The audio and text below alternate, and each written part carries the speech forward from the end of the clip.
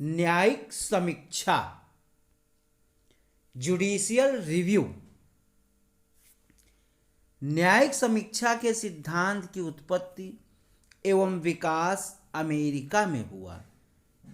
इसका प्रतिपादन पहली बार मार्बरी बनाम मेडिसिन 1830 के जटिल मुद्दों में हुआ। जॉन मार्शल द्वारा, जो कि अमेरिकी सर्वोच्च न्यायालय के तत्कालीन मुख्य न्यायाधीश थे। भारत में दूसरी ओर संविधान स्वयं न्यायपालिका को समीक्षा की शक्ति देता है।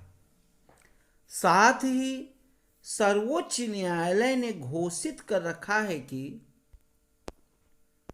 न्यायिक समीक्षा की न्यायपालिका की शक्ति संविधान की मूलभूत विशेषता। तथापि संविधान में मूलभूत ढांचे का एक तत्व है, इसलिए न्यायिक समीक्षा की शक्ति में संविधान संशोधन के द्वारा भी न तो कटौती की जा सकती है और न ही इसे हटाया जा सकता है। सर्वोच्च न्यायालय ने विभिन्न मुकदमों में न्यायिक समीक्षा की शक्ति का उपयोग किया है। उदाहरण के लिए गोलकनाथ मामला 1967 का, बैंक राष्ट्रीयकरण मामला 1970, प्रिवी पर्स उन्मूलन मामला 1971, केशवानंद भारती मामला 1973, मिनर्वा मिल्स मामला 1980 इत्यादि। न्यायिक समीक्षा के लिए संवैधानिक प्रावधान। हालांकि संविधान में न्यायिक समीक्षा शब्द का उपयोग कहीं नहीं हुआ है, ये है कहीं नहीं हुआ है, तब भी कतिपय अनुच्छेदों के प्रावधान सर्वोच्च न्यायालय एवं उच्च न्यायालयों को न्यायिक समीक्षा की शक्ति प्रदान करते हैं। ये प्रावधान निम्नलिखित हैं, और ये प्रावधान जो मुख्य हैं वो अनुच्छेद के तहत हैं, और यहाँ से कंपटीशन में बहुत सारे सवाल पूछे जाते हैं, इसलिए आप लोग ध्यान से इसको देखें।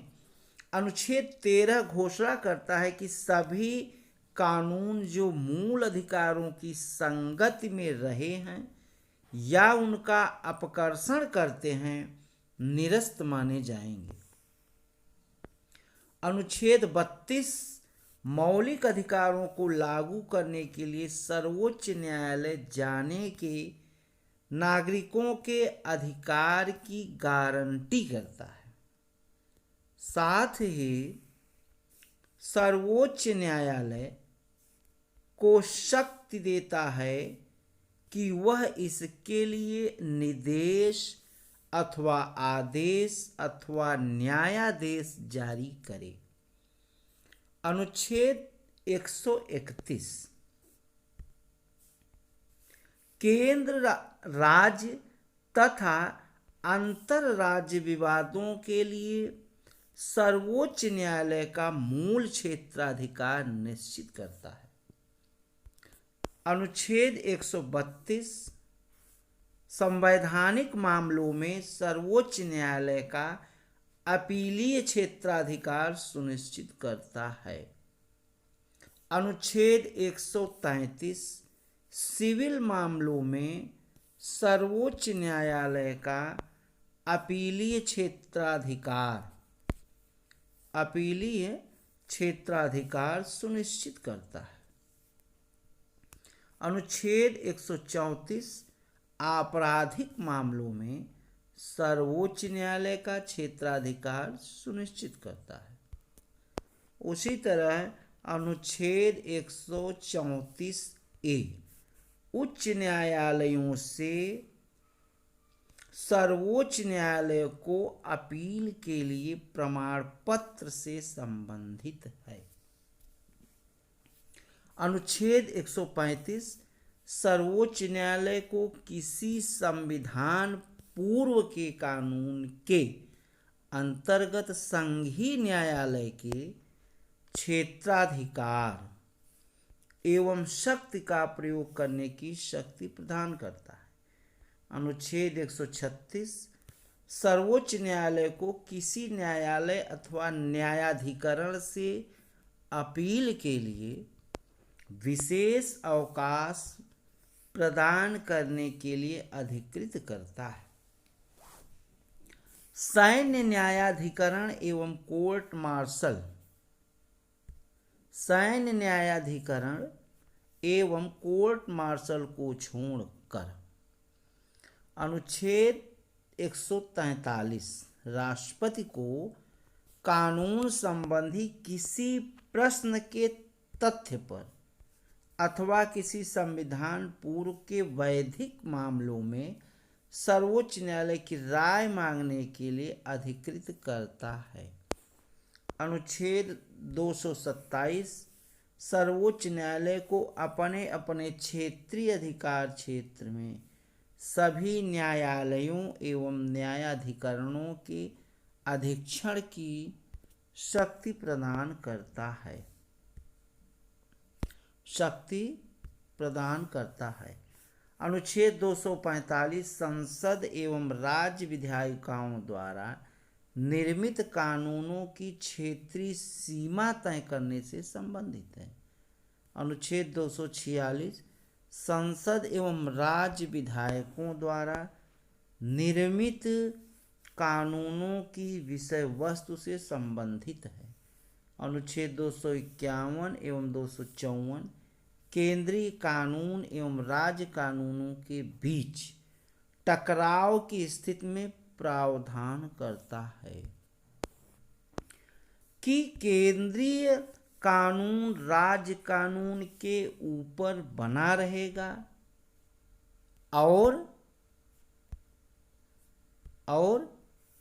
राज्य कानून निरस्त हो जाएगा। अनुच्छेद 372 संविधान पूर्व के कानूनों की निरंतरता से संबंधित है। भारत में न्यायिक समीक्षा का विषय क्षेत्र संयुक्त राज्य अमेरिका की तुलना में सीमित है, जबकि अमेरिकी संविधान अपने किसी भी प्रावधान में न्यायिक समीक्षा के विषय में कुछ नहीं करता। ऐसा इसलिए कि अमेरिकी संविधान में कानून की समुचित प्रक्रिया को कानून द्वारा स्थापित पद्धति के ऊपर तरजीह मिलती है, जो कि भारतीय संविधान में अंतर्निहित है। दोनों के बीच अंतर है। कानून की प्रक्रिया सर्वोच्च न्यायालय को नागरिकों के अधिकारों के संरक्षण में कहीं बृहद संभावना देती है। यह इन अधिकारों के उल्लंघनकारी कानूनों को निरस्त कर सकता है, न केवल इस आधार पर कि उनके गैर संवैधानिक होने के ठोस आधार मौजूद हैं, बल्कि उनके प्रक्रियागत आधार पर अविवेकपूर्ण होने के कारण भी। हमारा सर्वोच्च न्यायालय एक कानून की संवैधानिकता का परीक्षण करते हुए केवल एक ही प्रश्न की जांच करता है कि वो कानून वास्तव में संबंधित प्राधिकारी की शक्ति के अंतर्गत है या नहीं। अनुच्छेद 31 बी 9वीं अनुसूची में शामिल अधिनियम एवं विनिमय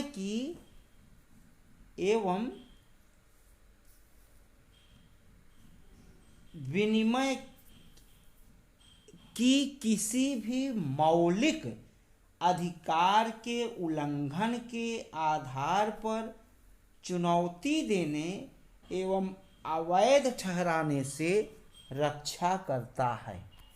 अनुच्छेद 31 तथा 9वीं अनुसूची को पहले संविधान संशोधन अधिनियम 1951 के द्वारा जोड़ा गया। मूल रूप में 1951 में 9वीं अनुसूची में केवल 13 अधिनियम एवं विनिमय थे, लेकिन वर्तमान में 2016 में इनकी संख्या 282 है। इनमें से राज्य विधायिका की अधिनियम एवं विनिमय भूमि सुधार और जमींदारी उन्मूलन से संबंधित हैं, जबकि संसदीय कानून अन्य मामलों से। हालांकि आर कोएल्हो मामले में दिए गए महत्वपूर्ण निर्णय में सर्वोच्च न्यायालय ने व्यवस्था दी कि 9वीं अनुसूची में शामिल कानूनों को न्यायिक समीक्षा से बाहर माना नहीं जा सकता।